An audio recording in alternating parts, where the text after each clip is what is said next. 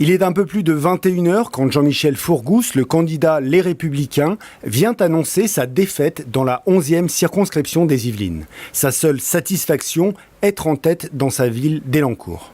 C'est vrai qu'il y a toujours une petite déception, mais je dirais qu'il y a un tel tsunami national que...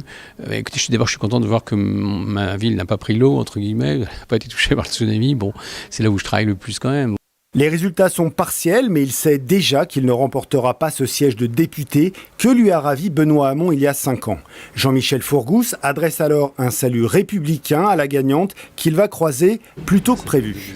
Nadia Hay rejoint en effet la mairie d'Elancourt après s'être saluée et avoir transmis quelques conseils. C'est l'occasion aussi pour les deux adversaires de quelques mises au point après des échanges tendus pendant la campagne. Le déclaratif, c'est bien, mais le mieux, c'est les résultats. Donc dites-vous bien que les gens attendent bien sûr des résultats rapides. Vous l'aurez, il y a 6,5 millions de chômeurs, 10 millions de pauvres. Oui, nous le savons. Une gagnante nouvelle en politique qui, après une campagne de terrain à relayer le message du président de la République, voit ses efforts récompensés. Elle est élue avec 52,96% des voix contre 47,04% pour Jean-Michel Fourgousse. Un deuxième tour marqué par un record d'abstention, 58,3% en forte augmentation par rapport au premier tour. Je suis effectivement extrêmement satisfaite du résultat après ces longues semaines de travail, ces longues semaines où je suis allée à la rencontre de nos concitoyens. Et c'est aussi une grande fierté aujourd'hui pour moi d'en arriver là. Effectivement, il y a quelques mois, j'étais cadre dans une banque. Aujourd'hui, je suis députée à l'Assemblée nationale auprès du président Emmanuel Macron. Donc pour moi, c'est d'autant plus une immense fierté de porter un projet comme celui-là, qui est celui de la République en marche.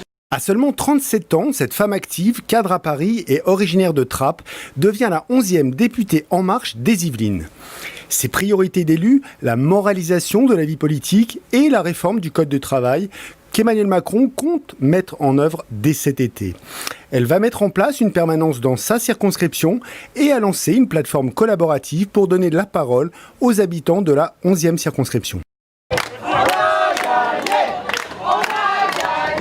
Après une soirée où elle retrouve sa famille, ses amis, ses soutiens et les marcheurs, elle salue tous ceux qui l'ont accompagnée durant cette campagne.